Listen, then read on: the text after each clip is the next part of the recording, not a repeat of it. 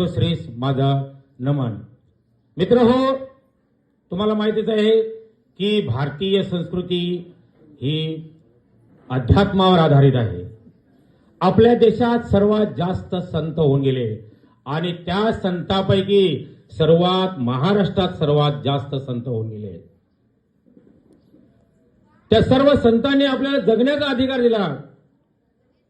प्राकृतिक रचना कशा प्रकारे असते, पशु पक्षीचं जीवन व्यवस्थित केलं, अध्यात्माकडे वळवलं, जीवन जगायचं कसं, या सर्व थोर संत, मग संत ज्ञानेदेव असतील, संत तुकाराम असतील, या सर्व स्मृतीस माझं वंदन करतो. तुम्हाला माहितीच आहे की म्हणून सुरुवातीलाच आपण बोलूया की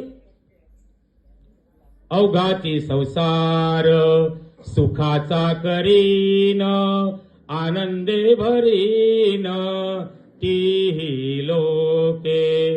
अवघाची संसार जाईन मायेतया पंढरपुरा, भेटेन आपुल्या माहेराला, भेटेन आपुल्या माहेराला. अवघाची संसार सुखाचा करीन, आनंदे भरीन.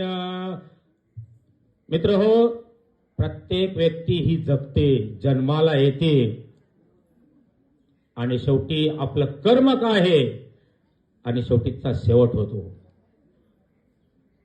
जन्म होतो खाटेवर, मृत्यू होतो घाटावर, लग्न होतं पाटावर आणि आयुष्यभर आपण काय जगतो, नोटांच्या किमतीसाठी. आपण प्रत्येक जण जन्मापासून मृत्यूपर्यंत काय केलेलं आहे. आज आपण सर्व जन्म देवनी घडविला संसार, शिकविला प्रपंच संसार, थोच तुझे उपकार आई, थोर तुझे उपकार.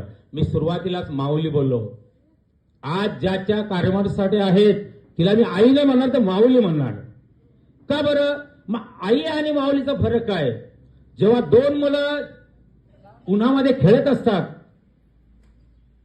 तेव्हा आई जी स्वतःच्या मुलाला सांगते की बाळा सावलीत खेळ, ती आई असते.